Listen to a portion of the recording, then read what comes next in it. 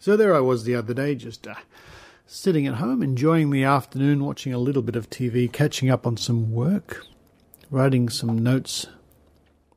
And I thought to myself, that's funny. My right shoulder seems to be a little bit sore. Oh, well, nothing to worry about. A couple of hours go by, keep doing some work.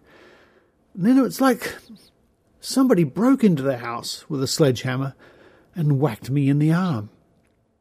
For some reason, my shoulder just went from calm to pain. Not good. Very not good. I lost mobility, couldn't raise my arm, and that night was just sleepless with pain. Really not good. So I go to the doctor. As soon as I walk in and he asked me to raise my arm and I can't, he said, you've hurt your deltoid muscle. I said, okay, great. Go and have an x-ray. So, x-ray, fine. X-ray lady says, now, I want you to raise your arm right up here and, no, it's okay, we'll try another way. There is a point to this story. So, next day, the results came back. I couldn't be there. I couldn't go to the doctor to get the results because I was due in the TV studio. There I was in the TV studio, completely doped up with painkillers. Flying. What a great day it was. I don't know what was happening. But to the audience, when they see it at home, they'll never know. They'll never know that I was in pain and I couldn't really move my arm, but that's TV for you. There is a point to this story. We're getting there. So a few days pass and I finally get back to the doctor to get the results back. And he says, well, there's a tiny little bit of arthritis in your shoulder, or it could be calcium build-up. Well, a couple of years ago I had a calcium build-up which was fixed, so it's probably a little reoccurrence of that. But the main problem is soft tissue damage, which is, of course, meant I've strained or pulled or the deltoid muscle up there. Ouch. Fine. Writes me out a prescription for some anti-inflammatory tablets. Great. That'll help calm things down a little bit. And even today I'm getting more mobility back, so that's great. Go up to the pharmacy in the same shopping mall where the doctor is. And while I'm waiting for the prescription to be filled out, I'm just looking around the shelves and, ear candles. So there's a big box of them. I pull out a packet and I'm looking at them. I can't believe this, can't believe it. Up comes the friendly pharmacist assistant, nice-looking young bloke, and says, can I help you? And I say, what? I can't believe you're selling these. And the next 5 minutes was a case of him trying to convince me that they're good and they work, and me trying to convince him that they're rubbish and they're dangerous. In the end, he said, well, you're entitled to your opinion. Fuming, I left the pharmacy after I picked up my prescription. So the point to this story, and as we've said on the Skeptic Zone before, you cannot trust advice that you receive in an Australian pharmacy. It's sad but true. If you can walk into a pharmacy and get advice that sticking a candle in your ear is a healthy thing to do, then you simply cannot trust the advice you receive in an Australian pharmacy. The Skeptic Zone, episode number 142 for the 9th of July starts now.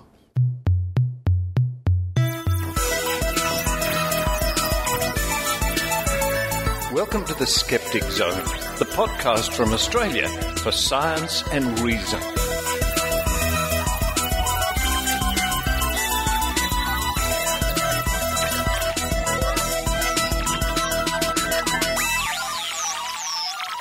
Yes, it's the Skeptic Zone. And that introduction was a little tribute to George Hrub. I like the way that George does his programs. Not that I'm going to copy him too much, but, Coming up on this week's show, Maynard with his spooky action. Now, this is a very interesting interview he's got lined up for us. He's going to talk to a laughter expert. And you can probably hear me getting ready in the background to do this. Or this. Right. My little laughter machine. about the benefits of laughter. Now, me being a bit of a sceptical guy, I've always thought that people spruiking the health benefits of simply laughing were not really on the right track, but I think this lady is. She's not claiming too much. She's more or less saying a good laugh is just good for you, makes you feel better and helps you get through life, and sounds like good advice to me. Anyway, make up your own mind when Maynard speaks to Helene Grover from the Laughter Strategies. Well, it might be good for a laugh anyway. And following that, Dr. Rachie reports. Now, Rachie was recently in Melbourne, where she visited the Walter and Eliza Hall Institute, a very famous institute, and spoke to PhD student Lina Happo about cancer research, which is really right up Rachie's alley because she's into cell biology and heart research. So for her, it was a fascinating look into some other people doing similar sorts of research. And for us, well, we reap the benefits with a very interesting interview. And we also find out about fresh science. And following on from that, we have Dr. Rachie on the radio. And I think she has a bit of a rant, really, coming up soon. Well, okay, enough from me. It's time to run downstairs. It's cold today in Sydney. It's still cold today in Sydney. Next week it's going to be boiling hot in Las Vegas, but right now it's cold today in Sydney. Hot coffee, that'll do me today. Hot coffee, and I'll let you enjoy the Skeptic Zone.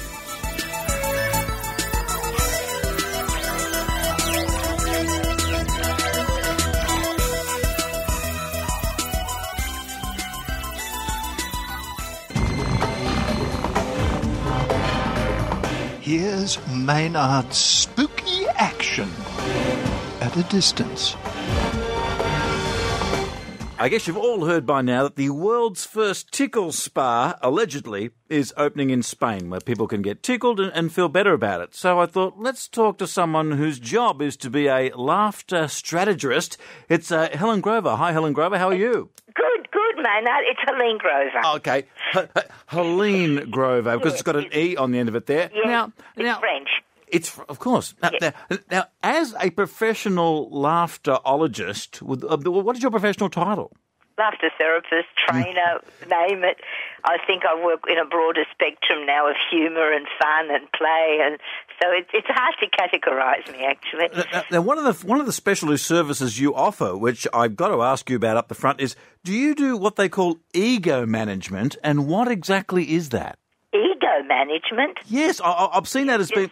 You've just thrown me a curve. Well, I've seen that on very laughter therapy. I've seen that mentioned as something that can be done, and I'm just wondering what that is. Is that some sort of laughter counselling you give to people individually, or what would that? You would not have found it in my work, all of my email websites and things, because ego management is that's putting all sorts of connotations on it already. Like, it makes it sound like if somebody's got an overinflated ego, then we have to manage that. And I very, very much, my belief is about validating people and not doing anything that will take away their sense of self-worth. So how hard is it to earn a living seriously with something that is based on laughter? Because you've got to be serious about it, but you've got to be funny too, and you've got to know when to swap between the two. You said it, and that is such... I did a workshop yesterday, actually, that was like that, very challenging. It is, because that's why I've broadened it, and it's not just laughter, because at the end of the day, laughter only comes at the end of everything else. When we've seen the humour, when we've had fun, when we're feeling good, and laughter sort of is at the end. So to try and blend creating a laughter environment, it's about changing people's attitudes, about the way they feel, the way they think, how they can use humour on a day-to-day basis, how to incorporate some fun into your life, because fun is the key. See, laughter only happens, you can fake it, which helps too, like, ha, ha, ha, ha. People they always wonder what I'm on about when I suddenly come out with a bunch of laughing. So we can fake that because that helps too, and it takes our mind off other things and it changes our perceptions. But it's also, we need to have fun, we need to play. And the minute we do that, then the laughter's more spontaneous. And Helene, what do you think of the idea of a tickle spa? Because the laughter you get from being tickled is a physical stimulation as opposed to just mental stimulation. And what's the difference there? Oh, huge. Actually, it's funny. I'm glad you phoned about this because when I did my laughter therapy training in the States, my teacher, who was a clinical psychologist who'd been working in the field of humour and laughter for years, she taught us, and I totally agree with her, tickling is lovely if someone asks for it. Like, I had a lady yesterday in that workshop who said, oh, I love being tickled. I ask people to tickle me. So in that way, that's fine. But if you suddenly, somebody's feeling sad or down or they're not in a good space, and suddenly someone says, oh, well, I know what, I'm going to make you laugh, and you pounce on them and start tickling them, that's very intrusive. That's attacking on their body. It's like, or babies, people go, oh, we tickle the baby, goo, goo, goo. And the baby, when they start waving their arms about because they don't have language yet, they're saying, look, go away. Leave me alone. I don't like this. And, of course, we laugh when we're tickled because it's a spontaneous reaction, like you've just said. We're tickled, the body responds immediately to laughter, but it doesn't mean that we're always comfortable about it. Look, the Spanish get into all sorts of things. Do you think this whole tickle spa thing could take off worldwide? I mean, would you like to... I mean, this could rob you of a bit of an income. No, I'm not concerned with that sort of thing because I do a lot more of one-on-one now because to me it's very much about people finding where their own personal humour is. I think I've been doing this sort of work now for 20 years and I've discovered that you can't just expect everyone to approach the idea of for them to laugh in the same way. Everyone's different. So we have to look at that. So for someone to go to a tickle spa, like I could imagine doing it myself, but what does that spa include? Does it mean having massage? Does it mean steams? Does it mean, while someone's giving you a massage, they're giving you a tickle? I'm not sure what this Spanish spa, tickle spa is about. I can tell you now, Helene, and by the way, what is the physiological response that is the benefit from laughter, either from tickling or other sorts of laughter? Well, laughter, of course, the body produces chemicals. The first line of action is a whole bunch of chemicals that get produced in the body. But, I have to say something because to me the best way to walk my talk is to walk my talk and to prove what I'm saying. Now, I know that most research and studies have shown that laughter is beneficial. It's meant to reduce pain. Well, physically it may not because I have arthritis and sometimes I have terrible pain. And I sit there and do my laughter things and the only thing that it may do, what laughter does is creates a buffer in your brain.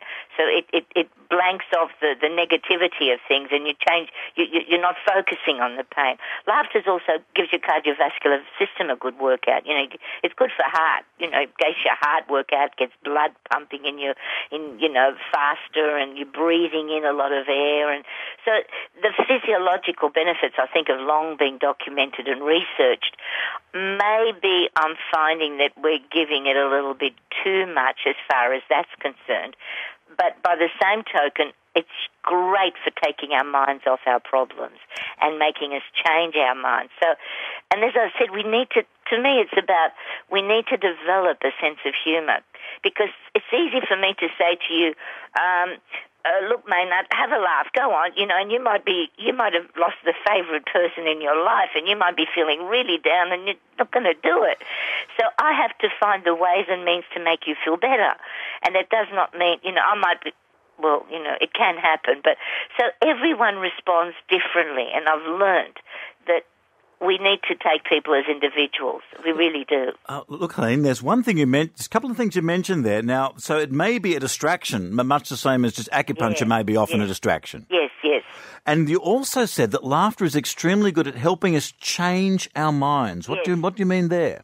Oh, that to me is important. Well, I've noticed that, look, even in the worst of dire conditions, like I went through a really bad time last year. My partner died suddenly. And, the grief process for me is still ongoing. Now, one of the things during the worst of it is it was a Russian Orthodox cathedral funeral, which is a foreign place for me. And very, very serious. Very somber, and the choirs are chanting and all of that. And I was sitting there holding my friend's hands, one friend's holding my hand, the other one sort of wiping my tears and all that. And I was feeling really bad. Now, and then I thought to myself, this is, I need to something. And then I had a thought. I watched the priest wag, he was all dressed in a long black thing with a thing over his shoulder like a mantle, and he's waving this incense thing around. And I just thought to myself, oh my God, a bearded pregnant woman wearing a tablecloth and waving a burning handbag. Yeah, now nobody knew that was running through my thoughts, but that helped to lighten me up in that moment. It gave me an internal laugh. Now, it was not being disrespectful, it wasn't anything, but it certainly helped me to cope. And I did the same when my mother went. I found bits of humour in that, because to me they were my little moments of coping mechanism, and it wasn't inflicting it on anyone else. It wasn't imposing anywhere. It was just my own inner world. So sometimes humour, a little bit of humour in a place where I've had people tell me in workshops that, they've had the most jolly funerals and what have you, that helped the whole family lighten up and bear the pain of it more readily. So that's at the deepest level of where we're hurting, we're humour. That's why laughter is not always the thing to do. I mean, if I'd have sat there and suddenly burst out laughing, it would have been dreadful. But my internal humour mechanism worked for me. And it's the same with other areas. Another area that I've put into the whole prospect of laughing is gratitude. If we're grateful for what is happening in our lives, we feel good. If we feel good, we can laugh more. I mean, for me, I'm eternally grateful to live in Australia. I mean, to me, it's like my daily dose of feel-good, and I live near the ocean, so it's a double dose. So it's about how we view the world, how we view things around us, and then we can feel good. It's about feeling good, because laughter is an expression of feeling good. I think, so there's a lot in it. Laughter's not just a ha-ha. There's a whole lot more to it. And it's about our attitude towards how we view the world and ourselves. And, Helene Grover, I'll just run you through what they do at the Tickle Spa, okay? So, yes, I certainly would like to know that. Okay, right. Now, this is from the Time magazine report. Now, much like any other day spa, the treatment takes place in a darkened room with soothing music playing and a hint of incense. Now, the client disrobes, put on a pair of crinkly undies and lies face down on the table, and then the tickling, first with fingertips drawn along the body, then a feather. And a 30-minute session costs €25 and a whole hour €45. Now, does that sound like a great tickling experience? You know what that evoked in me? A great sexual experience. Well, it is. I mean, look, you're wearing funny paper crinkly undies. Sensual idea I could think of.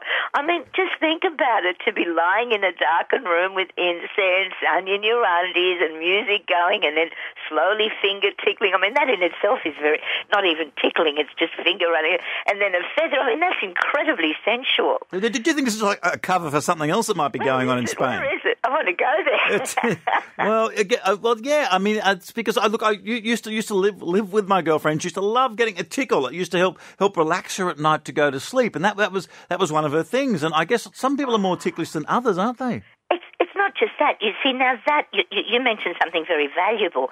If she loved it, you were in a relationship, you engaged in that would have been magical. That would have been a wonderful thing to happen. But can you imagine if she hated being tickled and you came along and said, oh, look, I think I'll give you a good tickle to loosen up your day. And she would have hated, sometimes, because tickling can be painful. That's the thing. But that's true, yeah, because it can reach that point. Yes, and also, if someone tickles you against your will and you're forced to do it, they're making you do something you don't really want to do. That's where I'm very concerned about. That's what I'm saying. I very much believe in validating and honouring another human being, and therefore we have to be very careful what we do to their bodies. But, I mean, if you're going to pay good money to go to a Spanish tickling spa and get all these things, it sounds quite cheap. How much is €1 in Australian dollars? I don't know, but you could probably haggle a bit too, I reckon. Oh, I see. I'd say it's another way for the spas to make a bit of money. They found out the new way of... They are two trained massage therapists that have come up with that. They said there's no school for tickling in Spain, but maybe they haven't looked enough. It's a funny concept. I mean, as I said, if someone goes to that place, pays money, knows that this is what they're going to get, and that's what they're doing, well, that's okay. That's quite, as long as nobody else gets the idea, well, somebody's paying money to go to a tickle spa, I'm going to do it to you, and the person doesn't want to. I mean, this is the thing. But it doesn't, the tickling is only a momentary fix. It's like everything else. And the tickling must be consensual, that's what you're saying? Absolutely. That's the word, consensual. Absolutely. If it's not, then it's definitely a no-no. So, Helene Grover, can we see a big future for tickle spas throughout the world, you reckon? Well, I think it's no. I think there's a place for it, like everything else. But I think, to me, it's more a bigger thing in the world where we need to be a bit more playful and enter into playful, humorous outlooks and having a laugh with people around us and finding the humour and engaging into the more humane part. If we can tap into our humanities, I think it'll be much more productive towards laughing and feeling good. This is a lovely idea for a business, though, I must admit. But I don't know if it's got long-term... I mean, how long can someone get tickled for? Wait, look, it's €45 for an hour. That's longer than I can go. Well, geez, they better go to the loo before they go in there, hadn't they? Now, Helene, I'll just ask you one very loaded question to finish. As someone in charge of Laughter Strategies Australia, what would you recommend as the funny movie to look at, to laugh at? If someone says, I've got to see a funny movie, what one would you recommend? Well, we were talking about that the other day, about you laugh yourself and you wet your pants and you're sitting there completely rolling over. My goodness, I'm trying... Oh, I know. There's been a few. I love British humour. To me, they're the ultimate. One of the funniest ones was Death at a Funeral. Have you seen that? I thought you were about to mention the early work of Benny Hill there for a moment, but no. I don't like Benny Hill whatsoever.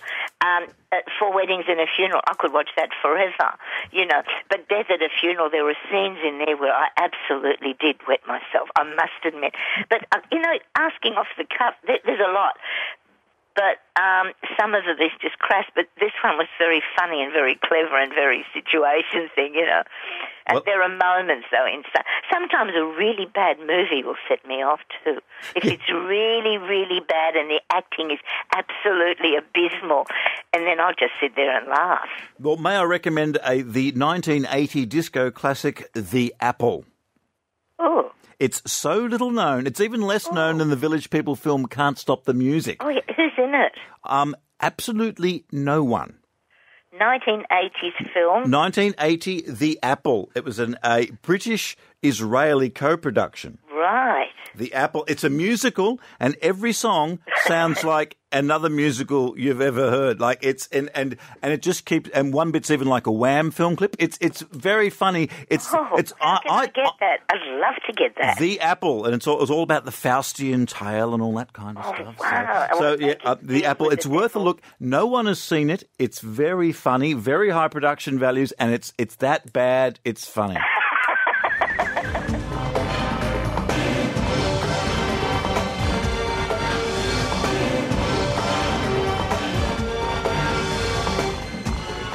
This is an EVP I recorded last night. How you doing? I'm a ghost. What's up? You guys can't possibly ignore that type of it.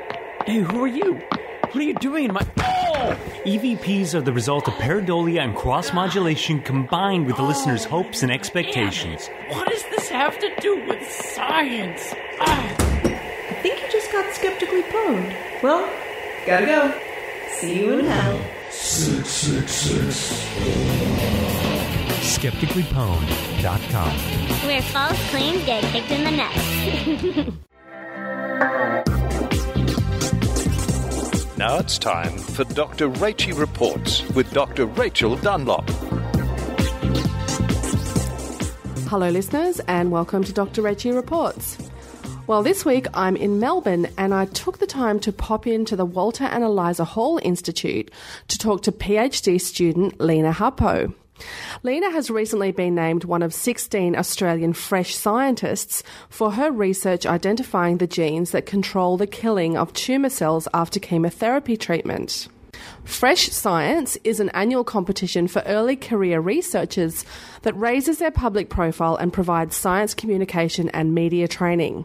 And you can find more information at freshscience.org.au.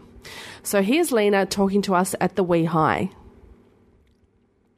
I'm here with Lina Happo at the Walter and Eliza Hall Institute in Melbourne. Hi, Lina. Hi. Thanks for joining us today on the Skeptic Zone. So you've just done some really fascinating research, which was recently published in the journal Blood, looking at cancers and specifically kind of the genetics of cancers to understand why some types of cancers are resistant to chemotherapy or don't respond very well to chemotherapy. Can I just start off by asking you a little bit about the types of cancers that you look at? Because there's not just one type of cancer, is there? No, there isn't. There's many different types of cancers. There are hematological malignancies, is what we call them, and they're blood cancers.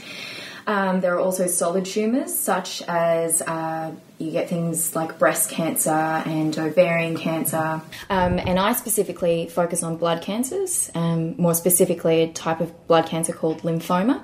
Even within the lymphoma category, we have various different types of lymphoma. And I work on a type called Burkitt's lymphoma. So what is it about cancer? I mean, how would you describe it to a layperson? It's kind of the cells that won't die, or how would you explain it? So I think there are various different types of cancers, and one type of cancer is the cancer where we get uncontrolled proliferation or uncontrolled growth of cells. There's another type, and it's quite similar, but we get uncontrolled growth of cells causing cancer because they're not able to die. So then we get accumulation of these cells, and that's what causes cancer. So when it comes to cells dying, there's kind of two types of ways that cells can die, broadly speaking. One is called necrosis, where cells sort of spontaneously die. But what you're talking about is the programmed cell death, which is also called apoptosis, right? Yes, so apoptosis is very controlled, as you say. There's no inflammation involved. And it's something that's been programmed into each one of our cells, and that's why we call it programmed cell death. It's intrinsic within each of our cells. It's very important for elimination of damaged cells in your body, and it's also very important for development. So I'm focusing on a type of apoptosis, which we call the BCL2 regulated or mitochondrial apoptosis pathway. So that's regulated very tightly by the interaction between some proteins. And these proteins belong to a family of proteins called the BCL2 protein family. And basically within the BCL2 protein family, we have the pro-survivals, so those proteins that promote cell survival, and those that promote cell death.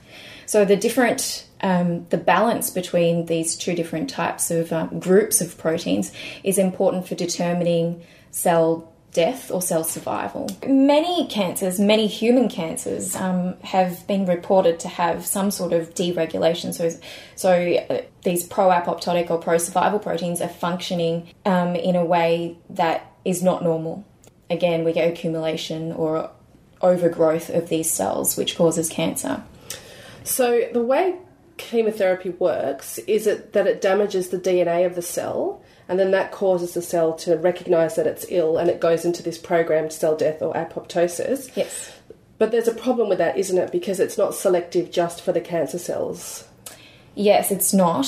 So when we hit tumour cells with chemotherapy, it basically kills both your normal cells and your cancerous cells. So they're actually designed to kill fast, so rapidly replicating cells, and not just your cancer cells. So that includes things like hair cells, the lining of your stomach. Yes. And does that explain why you get horrible side effects in chemo? Such as hair loss and also nausea. Yeah, okay. So now that you've actually discovered that there are these particular proteins that might be the ones that are resisting the chemotherapy, do you think that might in the future mean you can selectively target these and therefore somehow not select those healthy cells?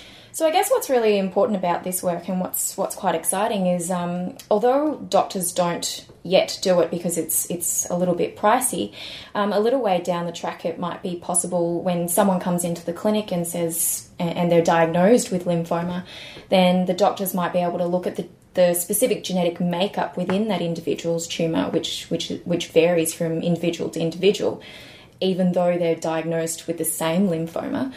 And basically when they look at the genetic makeup and they realise one of these genes are missing, one of these proteins are missing, then they'll be able, one or specific combinations, of course, of these genes, then they'll be able to tell before they prescribe the chemotherapy whether these patients are going to react favourably to treatment or not. And that means that basically, if the doctor finds that this patient is likely not to respond favourably to treatment, then he can perhaps suggest alternative therapies or not have to waste the patient's time in undergoing this chemotherapy, which causes hair loss and nausea and other side effects. Ultimately improve the quality of life of patients. So you might actually be able to tell, or you can probably tell now, whether that tumour is going to respond to that therapy or not, and therefore the benefits to the patients are potentially huge. Yes, exactly right. And as you said before, I mean, understanding the differences between what's going on in cancer cells and what's going on in normal cells means that we'll be able to develop more targeted therapies which are specific for cancer cells without the collateral damage that we see to normal cells. So, Lina, not only have you published this work in the highly prestigious journal Blood, but I believe you actually presented these results in a minute in a pub recently for Fresh Science. How did that go? That was very stressful. We had intensive media training beforehand to know how to get your message across in the easiest possible terms in the shortest amount of time. I think I've learnt a lot. Okay. So, Lina, thanks so much for taking some time out from furiously writing up your PhD today. Thanks for having me. Us. And until next time, this has been Dr. Rachie Reports. Dr. Rachel Dunlop is one of Australia's foremost media commentators in matters concerning so-called alternative medicine. She has appeared on national radio and national television. Dr. Rachie is available for interviews, and you can contact her at rachel@skepticzone.tv.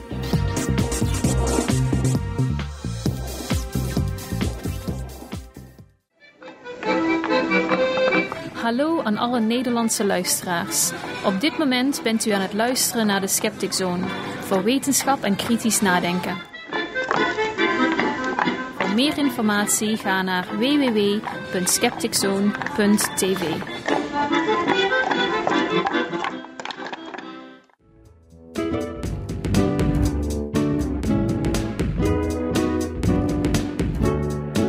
A lady by the name of Rachel Dunlop, who's on the line, who's a cell biologist, communications officer at the Heart Research Institute in Sydney. Rachel has written an article in Cosmos magazine. She's on the line. Hi, Rachel. Good afternoon, Laurie. How are you? I'm well. This doesn't start well if you're a fan of homeopathy. Pseudoscience makes me mad. So it's not a good start. Well, it makes me mad because homeopathy, as you mentioned, you talked about low quantities of a substance. Well, in fact, in most cases, there's nothing in homeopathy. It's diluted so much that it's kind of the equivalent of maybe putting a drop of vodka in a pool the size of the solar system, maybe, and then expecting to still get drunk. Okay. It's pretty crazy. But homeopaths actually believe that the more dilute you make a substance, the more powerful and the stronger it becomes. Which defies logic. It defies science, it defies logic, it defies common sense. Right. How prevalent are homeopathists in Australia? Well, there's quite a few professional associations in Australia, such as the Australian Homeopathic Association, but homeopathy itself is everywhere. And in fact, one of the things that I've been sort of trying to campaign against for some time is that it's actually sold in pharmacies. So you can walk into your local chemist shop and it's sitting on a shelf alongside science-based medicines like aspirin or cough medicines, stuff that have been through scientific testing. And, you know, in the case of like aspirin, we know that it works and we've tested it clinically and it's been stringently tested repeatedly and it works. Now, for a consumer, if they see homeopathy sitting alongside perhaps some aspirin, how are they to know that it doesn't actually work and that it doesn't do anything? Now, there's a lot of good chemists out there, but occasionally I strike a chemist who has doctor delusions. Right, okay.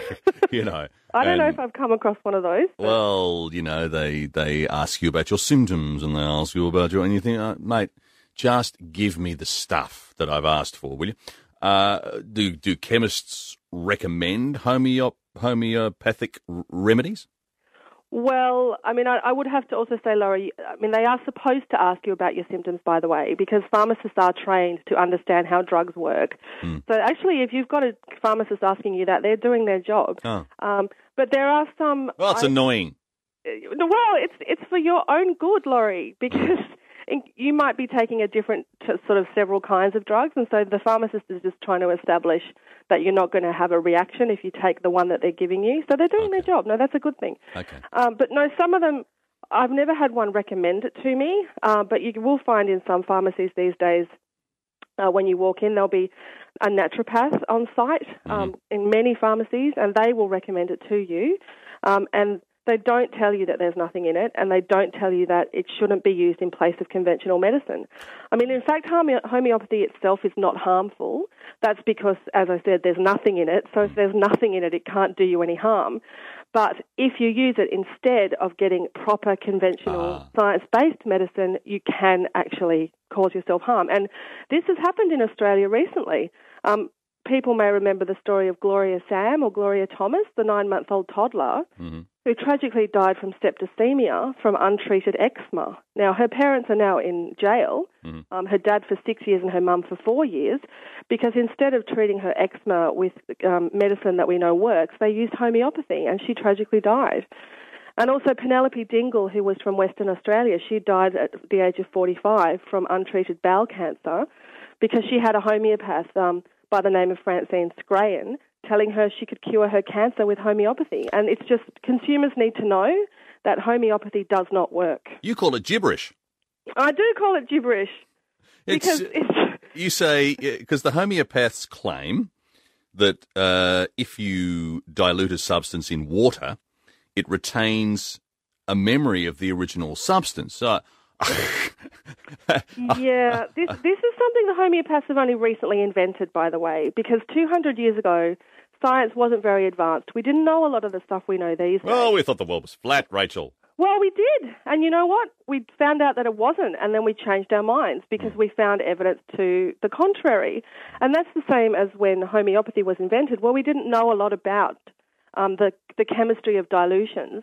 We now know that once you dilute something beyond a certain point, there's no possibility that there's any molecules left. So we know that, and it's actually, for the mathematicians amongst your listeners, it's called Avogadro's constant. Look it up on Wikipedia. So when we figured that out, the homeopaths then went, oh, well, what are we going to do now? Because science is telling us that there's no way that there can be any substance left. And so they came up with the idea that the water would remember the substance it was originally in. Now, I reckon this is a bit dodgy because doesn't that mean that all the water in the world would remember all the sewage it's been through, all the dioxins and toxins and, you know, heavy metals and poisons, and then we'd all be getting sick if we were drinking it? I don't know. It's just Rachel, there's no science to explain it. Rachel, I need to stop you there. You're applying logic where there isn't any at the moment. I'm sorry about that, and Laurie. You've got to stop applying. I'm a scientist. It's what I do. It's like when you deal with governments, darling, and their decisions. You've got to understand you can't apply logic and common sense. Right. Okay. But why? What is in our psyche? Look, I'm assuming homeopathic medicine is a case of mind over matter, and they say that the mind can cure anything, even cancer, if it believes it enough. Is that what this is about, and do you as a scientist absolutely dispute that? Well, first of all, I have to dispute homeopathic medicine. That's an oxymoron. It's not a medicine. So don't say that again, Laurie. Right. Homeopathy, it's not medicine. Well, there is a concept called the placebo effect, which people may be familiar with, and that's where even just the process of going to a doctor, for example, and seeing somebody in a doctor's, rooms can make people feel better. Mm-hmm. So there's a lot of studies being done looking at tablets and whether they have a placebo effect. And we know a lot about it now. And we know that if we give people a small tablet that is a blue instead of red, and if it's given to you by someone in a white coat rather than someone who's not in a white coat, the placebo effect is more powerful. So the human mind is incredibly powerful in that sense.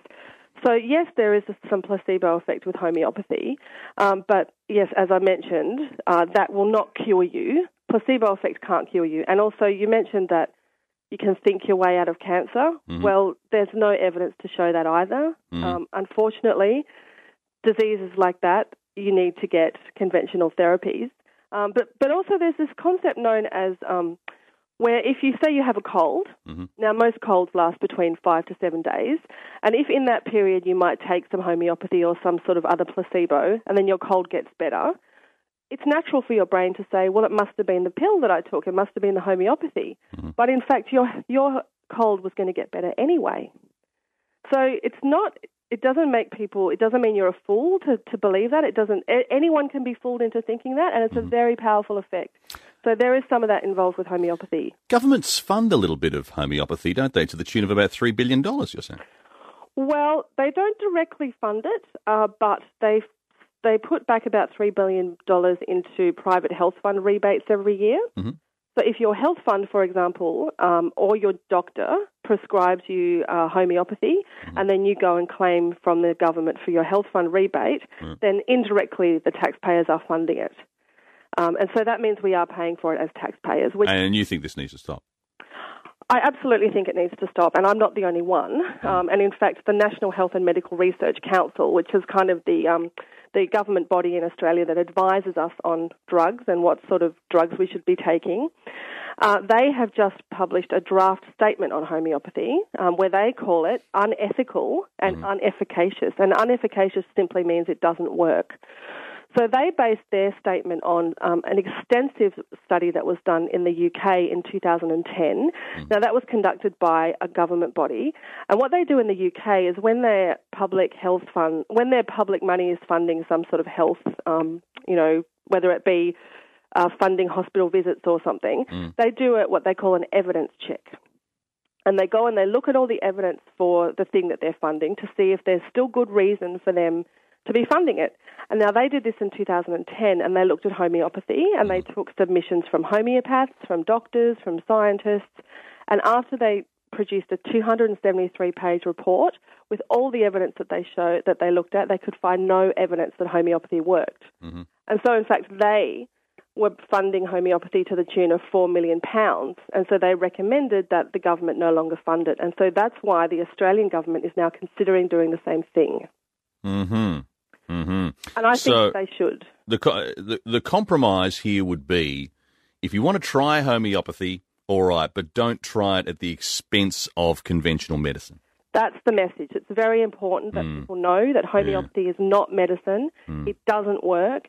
In most cases, there's nothing in it. And so if people want to use it, that's no problem. It's fine. You can still, even if the government in Australia does bring through this official statement saying that it's unethical and shouldn't be used, people will still be able to buy it. It won't be banned in Australia. You'll probably still be able to get it at your chemist, but just make sure that you continue to take your other medicines that work. Rachel Dunlop is crazy mad about homeopathy, and I love the stuff. I want you to know that Rachel is also, as well as a cell biologist, communications officer at the Heart Research Institute, vice president of the Australian Skeptics Association, who I love. They're truckloads of fun. But great to talk to you, Rachel, and some sober warnings about how you deal with your health. Good to talk to you. Thanks so much, Laurie. Rachel Dunlop, homeopathy. Anyway, beware of it. Be careful, okay? This is the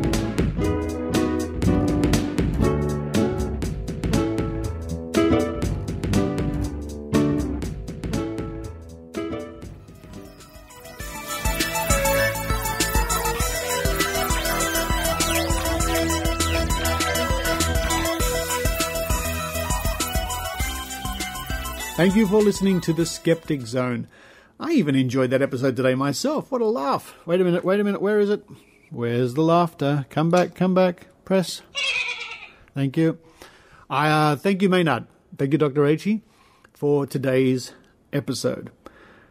not sure what's coming up next week. It's going to be a bit of a mixed bag because I have to put together some interesting items and bits and pieces to play, to put out there just before I jet out to Las Vegas to spend a couple of days at TAM 9. If you're going to TAM 9, can't wait to see you there.